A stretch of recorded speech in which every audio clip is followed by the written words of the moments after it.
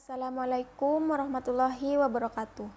Perkenalkan, nama saya Merina Srika, NIM 1903111000030 dari Program Studi Agroteknologi Angkatan 2019 Universitas Trunojoyo Madura dari kelas A.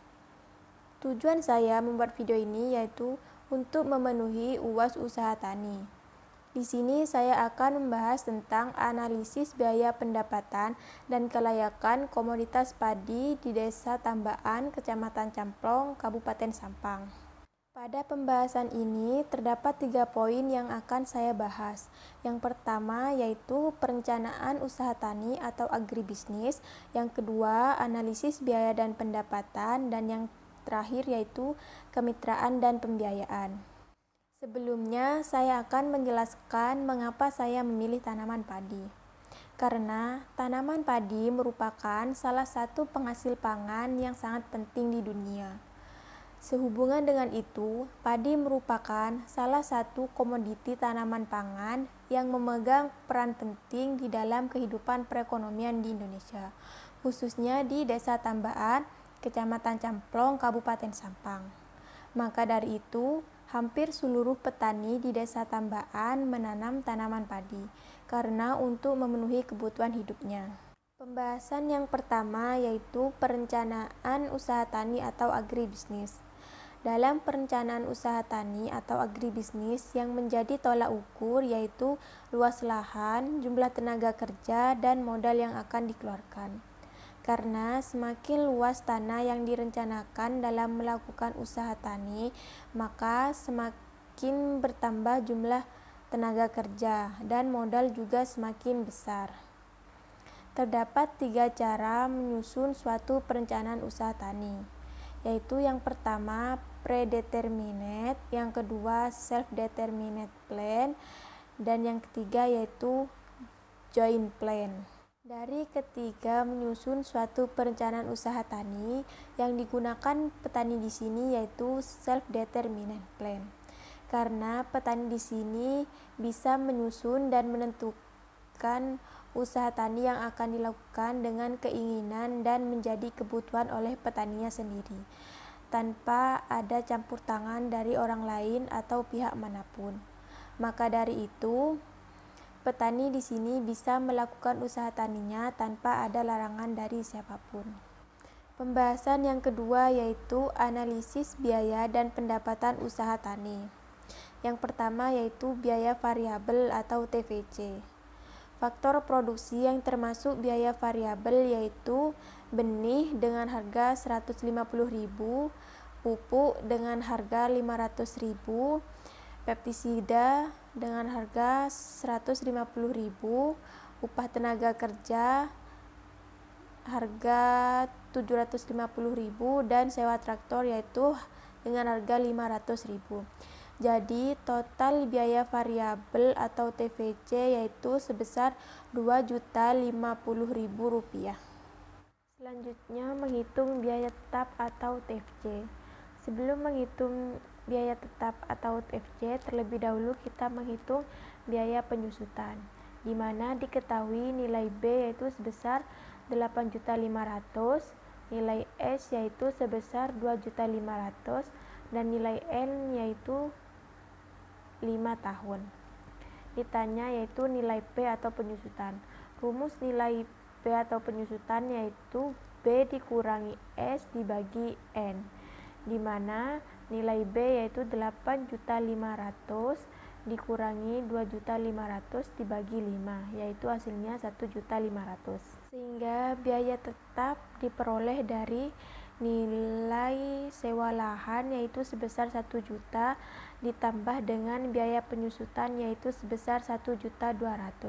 Jadi total biaya tetap yaitu sebesar 2.200.000. Yang ketiga yaitu menghitung biaya total atau TC dengan menggunakan rumus total biaya atau TC sama dengan total biaya variabel atau TVC ditambah dengan total biaya tetap atau TFC, di mana total biaya variabel yaitu sebesar 2.050.000 ditambah dengan total biaya tetap yaitu sebesar 2.200.000, sehingga total biaya atau TC diperoleh sebesar 4.250.000. Yang keempat yaitu jumlah produksi atau Q, yaitu sebesar 2.000 kg dengan harga jual atau P yaitu 12.000 per kilogram.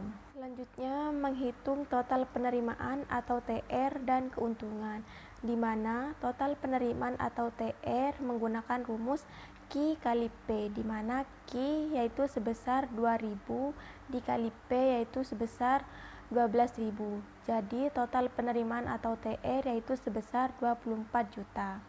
Sedangkan keuntungan yaitu TR dikurangi TC, di mana TR yaitu sebesar 24 juta dikurangi TC yaitu sebesar 4.250.000.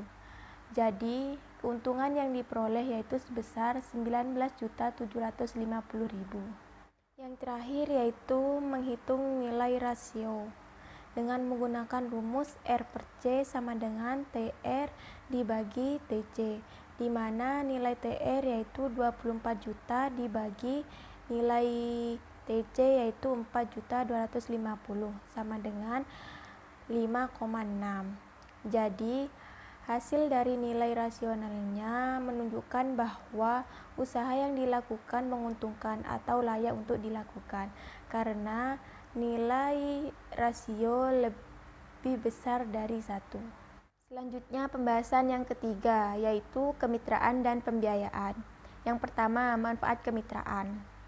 Manfaat kemitraan yaitu untuk meningkatkan pendapatan dan kesinambungan usaha. Selanjutnya untuk meningkatkan kualitas sumber daya kelompok mitra dan untuk memperkuat kemampuan bersaing dan untuk membangun tatanan dunia usaha yang kuat. Yang kedua yaitu sumber pendanaan. Sumber pendanaan di Desa Tambaan, Kecamatan Camplong, Kabupaten Sampang yaitu menggunakan modal sendiri atau dana sendiri seperti tabungan dan lain-lain. Karena petani Desa Tambaan tidak pernah melakukan peminjaman kepada KUD atau Koperasi Usaha Desa. Tetapi KUD berperan dalam memberikan sumber bibit maupun benih unggul dari Dinas Pertanian. Yang kedua, kelebihan dan kekurangan menggunakan sumber pembiayaan internal dan eksternal. Kelebihan sumber pembiayaan internal yang pertama, tidak ada biaya seperti biaya bunga dan biaya administrasi sehingga tidak ada beban untuk perusahaan. Yang kedua, tidak tergantung pada pihak lain. Yang ketiga, tidak ada persyaratan yang rumit dan memakan waktu yang relatif lama. Yang keempat, yaitu tidak ada ketentuan pengembalian modal. Sedangkan kekurangan sumber pembiayaan internal yaitu yang pertama, jumlahnya terbatas. Yang kedua, perolehan modal sendiri dalam jumlah tertentu dari calon pemilik baru atau calon pemegang saham baru. Yang ketiga yaitu kurangnya motivasi pemilik. Sedangkan kekurangan dari sumber pembiayaan eksternal yaitu yang pertama, adanya peraturan yang ketat, yang kedua, adanya biaya administrasi ataupun bunga saat peminjaman modal yang berkaitan dengan kredit usaha tani. Yang ketiga yaitu adanya pembayaran resmi yang telah ditentukan. Selanjutnya, kelebihan pada sumber pembiayaan eksternal. Yang pertama yaitu adanya jaminan asuransi usaha tani. Yang kedua, adanya lembaga kredit pertanian. Yang ketiga, mampu menyerap tenaga kerja yang ada di suatu daerah sehingga dapat mengurangi angka pengangguran. Yang keempat yaitu memiliki sasaran dalam kerjasama. Selanjutnya yang keempat, persoalan pembiayaan. Hal yang menjadi persoalan dalam pembiayaan usaha tani adalah jumlah modal, karena modal yang paling penting dalam melakukan usaha tani. Selain itu, petani di sini juga kurang mendapatkan informasi terkait sektor pertanian dan lembaga keuangan perbankan maupun non-perbankan yang menyediakan peminjaman kepada petani. Dan yang terakhir yaitu solusi atas persoalan. solusi untuk mengatasi masalah tentang pembiayaan usaha tani, yaitu sektor pertanian dan lembaga keuangan perbankan maupun non-perbankan melakukan sosialisasi terkait kebutuhan pembiayaan usaha tani dan pinjaman kepada petani. Dengan adanya sosialisasi mengenai pembiayaan usaha tani ini, maka dari itu petani yang kekurangan modal dalam melakukan usaha tani bisa melakukan pinjaman kepada lembaga keuangan, sehingga petani tersebut dapat melakukan usaha tani dengan modal yang cukup dan mendapatkan hasil produksi yang maksimal. Sekian penjelasan dari saya mengenai analisis biaya pendapatan dan kelayakan komoditas padi di Desa Tambaan, Kecamatan Camplong, Kabupaten Sampang. Kurang lebihnya mohon maaf. Wassalamualaikum warahmatullahi wabarakatuh.